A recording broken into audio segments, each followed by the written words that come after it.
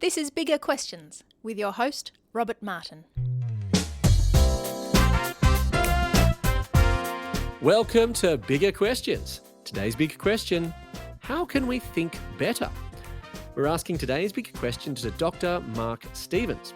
Mark is a senior research fellow at the Centre for Public Christianity. Prior to this, Mark was a lecturer at Excelsia College teaching performing artists how to use their creativity to help audiences think deeply. And he's just released a book, The End of Thinking.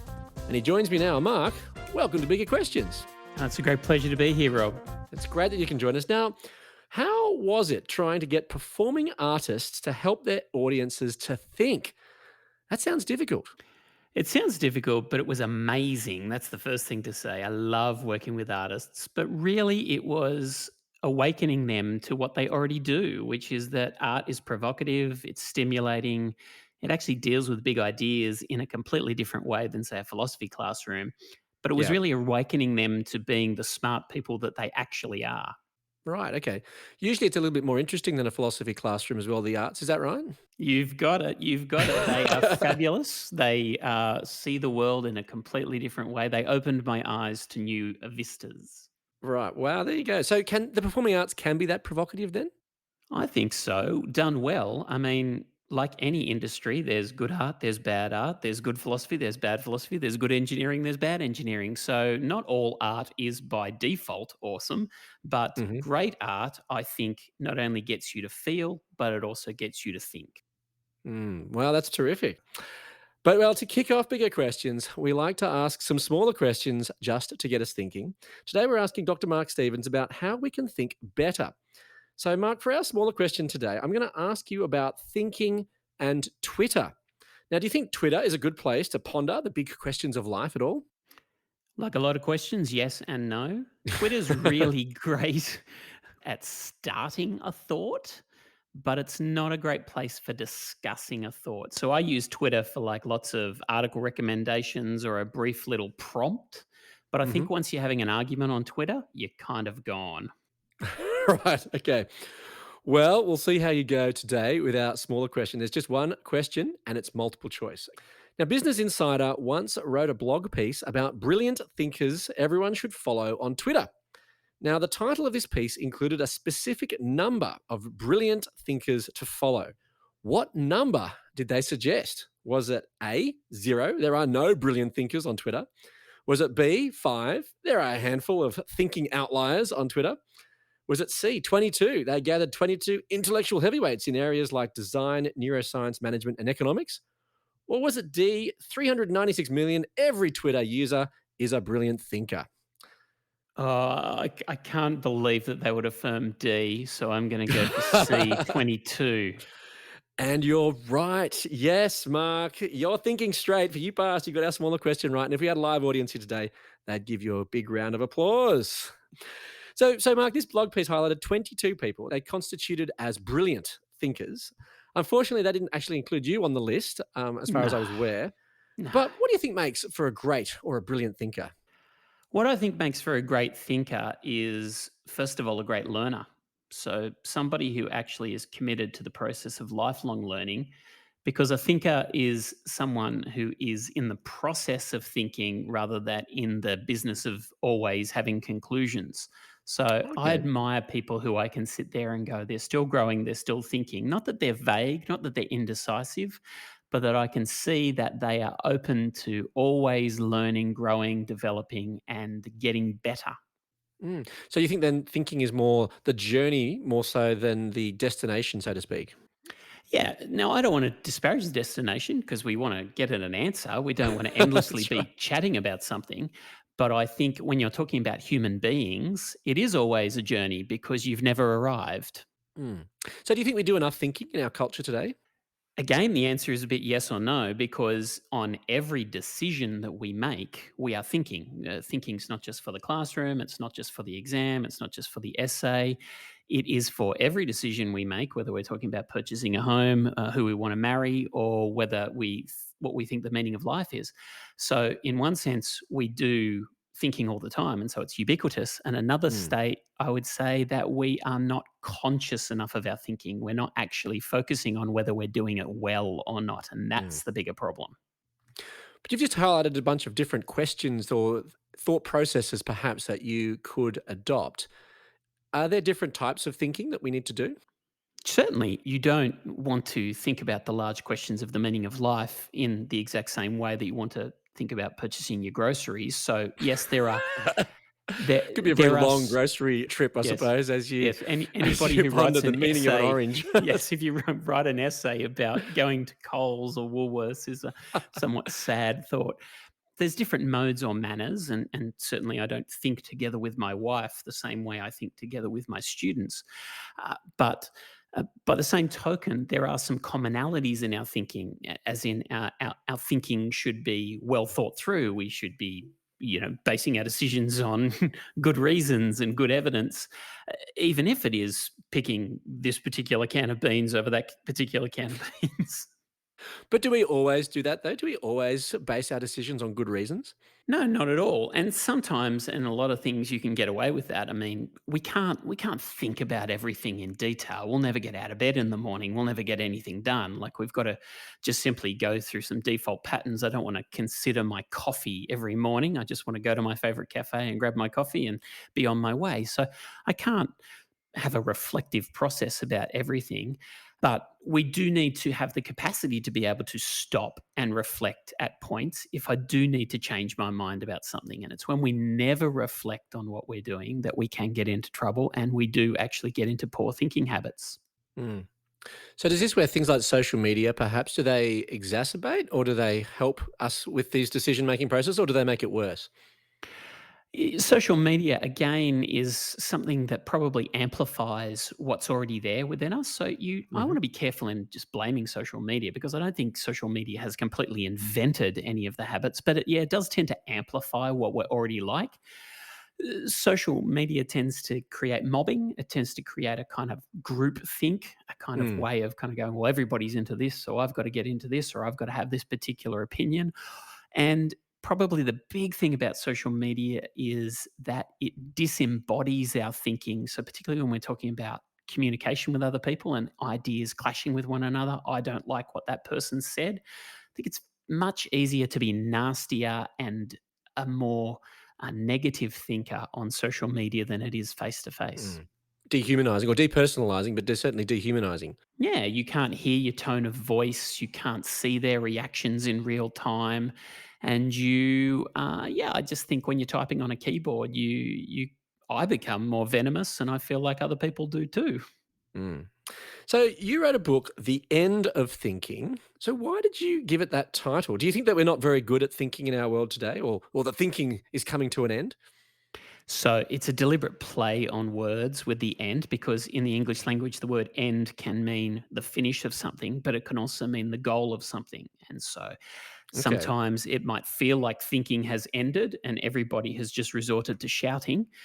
But really, what I'm trying to do in the book, it's a question mark, the end of thinking, which is what is the goal of thinking? Why do we Mm. want to think well?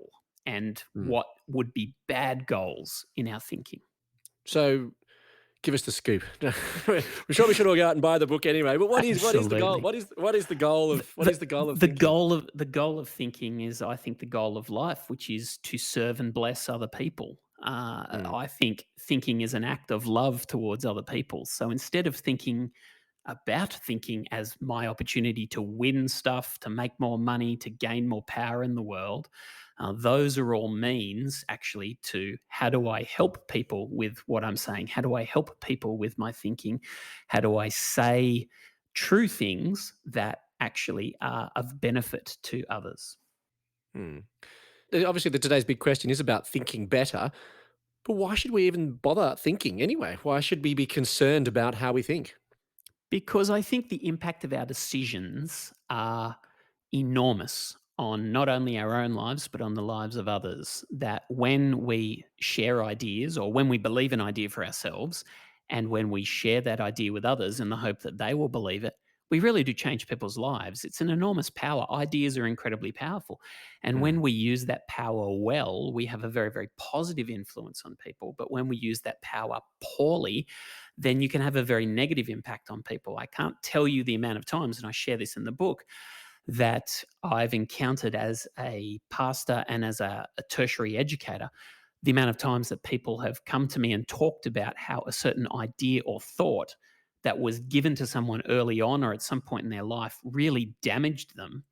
And Mm. not only that, I've also seen the power of somebody who was told something that was true and that was good and that was beautiful at a key point in their life and how it has benefited them. So there's an enormous power in sharing ideas and getting someone to believe something, and we ignore the power of our thinking at our peril. You really can change someone's life, even if you don't know about it. Wow, so there's real power in thinking then.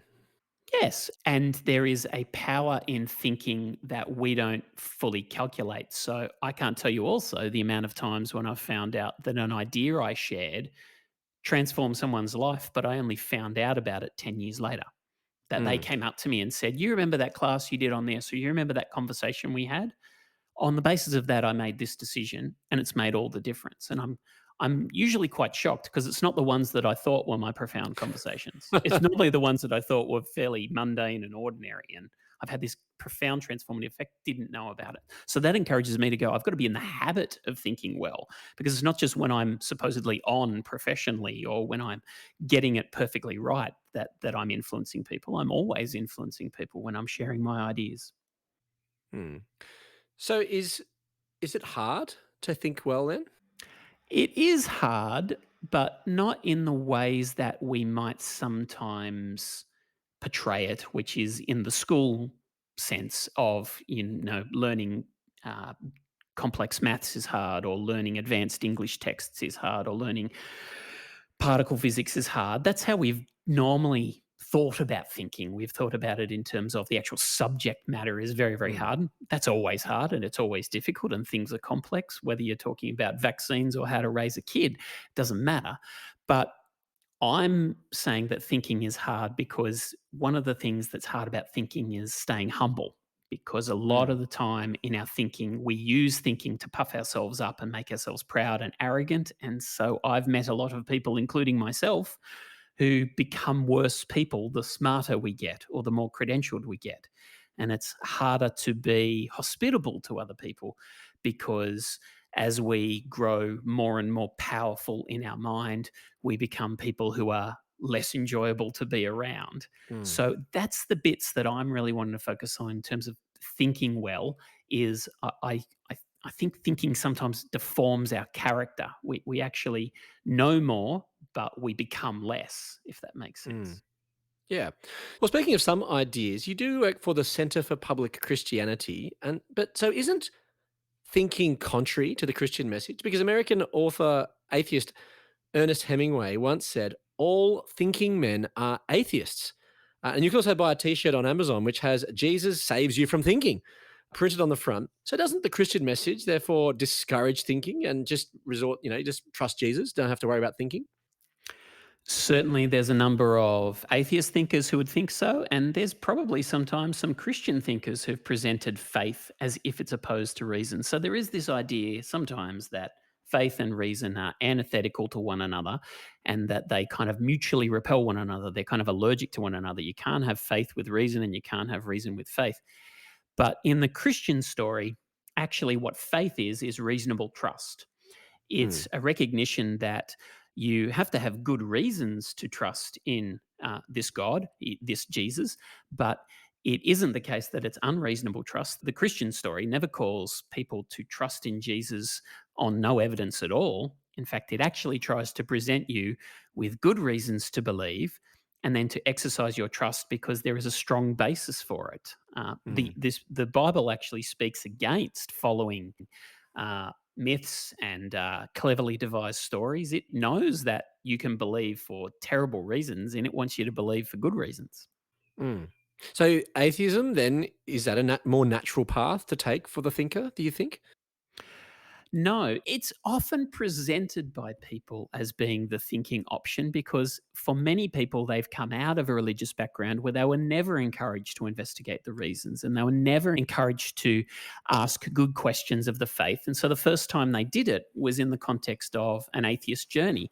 And I feel really sad that sometimes Christians are not formed to ask bigger questions. That's actually part of a faith strengthening process rather than a faith corrosive process. So, Mm. no, I reject the idea that atheism is some natural outgrowth of thinking. So then, how does the Christian faith impact the way that you think, Mark? Yeah, it impacts me in a whole range of areas.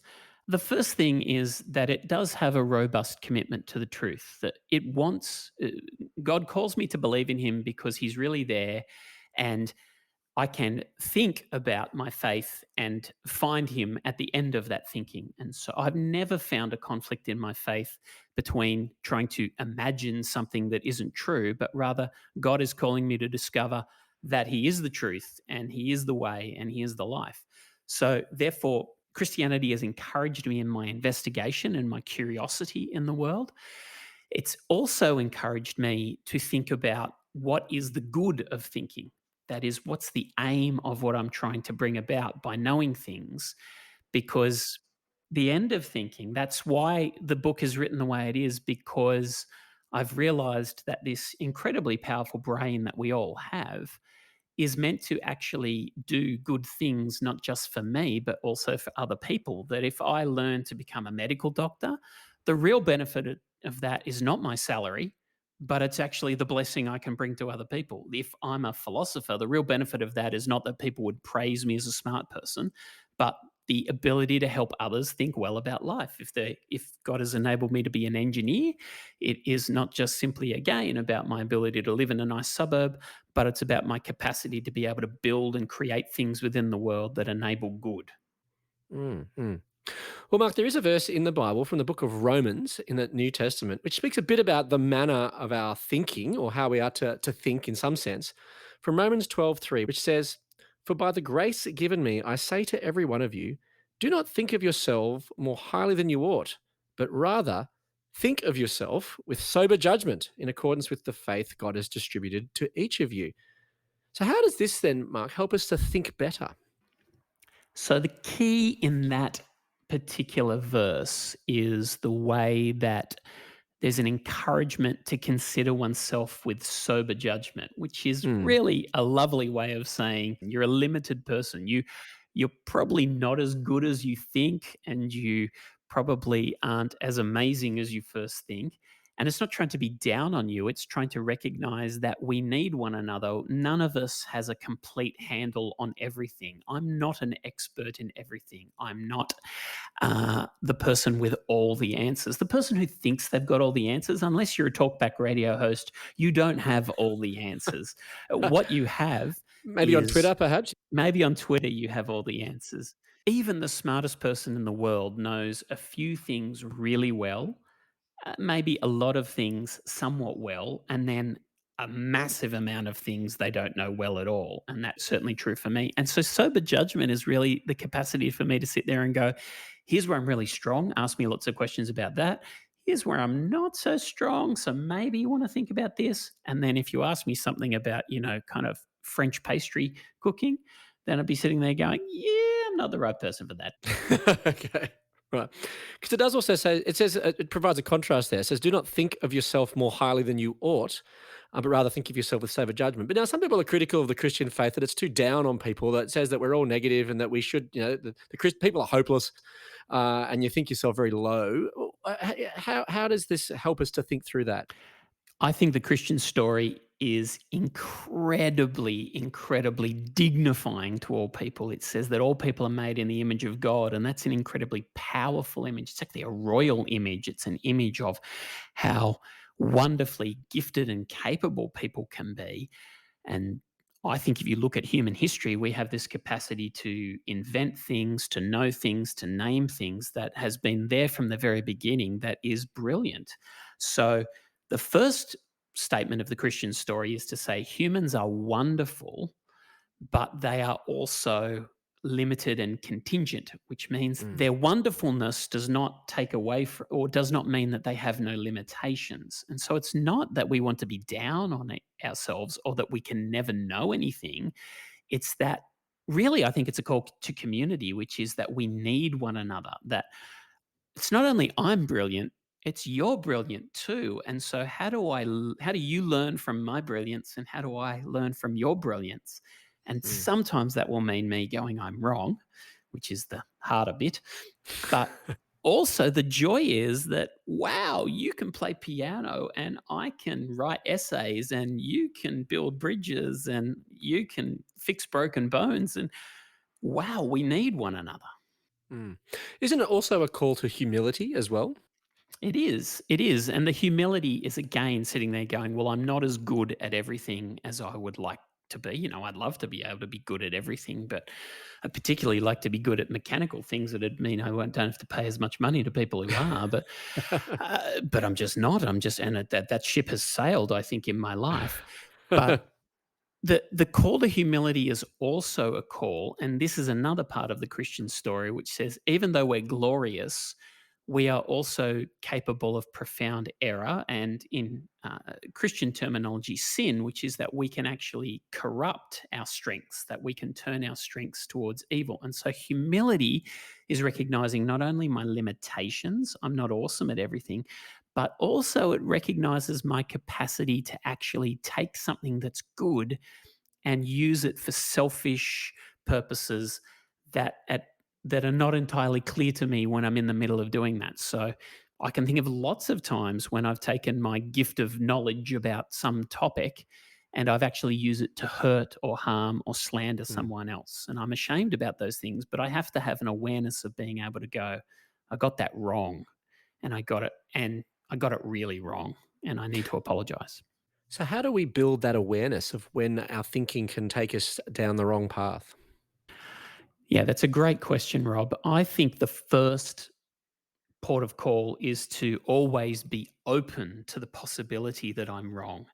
Now, please hear me correctly when I'm saying don't assume that I'm wrong. I never assume that I'm wrong, Mm. but I'm So open. you can hold your beliefs with conviction. Yes, I'm open to the possibility that I'm wrong. So there's a lovely little saying. Adam Grant uses it in his book Think Again, which just came out after mine, which is he says, argue like you're right, listen like you're wrong. And Mm. I think that's a good posture to take, which is that it doesn't ask you to argue it in this kind of limp, wishy-washy fashion where it's kind of like maybe we want to think about it like this. Like normally when we're arguing for a point of view, we really do believe it. Mm. Well, there's important issues to argue about. You've got it. Someone's got to be right at some point. You Yes. can't just say, "Well, we all might be wrong," so we don't make any True. decisions at all. You'll never What is get an anything orange? Yeah. done. You'll never get anything done. So argue like you're right, make your point, but then stop and listen and go, I'm going to listen to other perspectives enough and be open to the fact that could be wrong. It probably is the case. I hope it's the case that I'm not wrong that often, but but if I'm never open to it, I'll never get caught short. And hopefully not too often, as in not that I'm making mistakes all the time, but I will get caught up and I will get shown up. And if I'm never open to that fact, so I think there's a first posture. There's just a general posture. Um, and the second thing that I would say in there in terms of developing humility in my thinking is to check to what degree am I holding on to a particular idea because I'm just trying to save face or something just makes me feel better. And they are two dimensions that we don't like to admit in our thinking, which is shame and displeasure. So we go to the doctor and he wants to give us bad news. There's a feeling in us that I just don't want to hear this. I don't want to know the truth. I had a guy come and look at something on my house today, and he quoted to me a price that was terrifying in terms of how much it will cost to fix it. And I'm kind of like, well, I've just got to open myself up to that reality that that might be the Yeah. kind of money that I've got to pay. And so too with saving face, I do need to own up to the fact of sometimes I just want to be seen to be right, even if I'm not right, because it's a bit too hard to take when I'm the losing person in this discussion. Now, Mark, in your book, you've suggested three particular characteristics of the thinker that you suggest, humility, hospitality, and love. They will help us to think better. Why those virtues? We've talked a bit about humility, but why hospitality and love? How will they help us to think better? One of the reasons is that they're all drawn from the Christian story. They're all drawn from the Christian tradition. These are core virtues and practices of the Christian tradition that if we do anything, we do it in humility, we do it in hospitality, we do it in love. Humility, I think, is commonly recognized by a lot of people, doesn't have to be Christians. Hospitality and love is something that I see peculiarly emphasized in a really helpful way in the Christian story. Hospitality is usually understood to be in terms of being invitational to someone to your dinner table or something like that. But the essence of hospitality in the Christian story is welcoming strangers. It's welcoming a stranger to your table and making them your friend by having them at your table. Now, what's intriguing is to apply that in the intellectual sphere. Intellectual hospitality is to invite strangers to the intellectual table and to allow yourself to entertain ideas that are initially strange to you. Doesn't mean you affirm them. It just means you listen to them. And I think in a world of Twitter and Facebook where we so easily create an echo chamber where we just form affinity groups based on like-minded people, that hospitality is such a key because it gets you out of your bubble, listening to people who actually think and see the world very, very differently to you. And what it does is it awakens you to, if you do have a bias, if you do have a systematic blind spot that you can't see because you are not part of that ethnic group or you are not part of that political group, it awakens you to that. So that's where hospitality comes in. Love, which is the uniting virtue of all Christian virtues, it's the thing that should undergird and permeate everything we do, is to really get at that goal idea in thinking, which is what I want to do when I'm thinking well is to love you. That is, I want to be loving towards you. And that will transform not only the way I think, but also the way I communicate my thinking. Mm. So, Mark, how can we think better? We think better when we commit to reflecting on our thinking, and we think better when we reflect on why we want to get something right. And if we want to get something right so that we all learn truth together and everybody is benefited, then we think better. Well, let me leave you with some of the Bible's answer to the big question: how can we think better? From Romans 12:3. For by the grace given me, I say to every one of you, do not think of yourself more highly than you ought, but rather think of yourself with sober judgment in accordance with the faith God has distributed to each of you. I look forward to you joining us next time for bigger questions. Thanks very much to our guest today, Dr. Mark Stevens. Thank you very much for having me, Rob.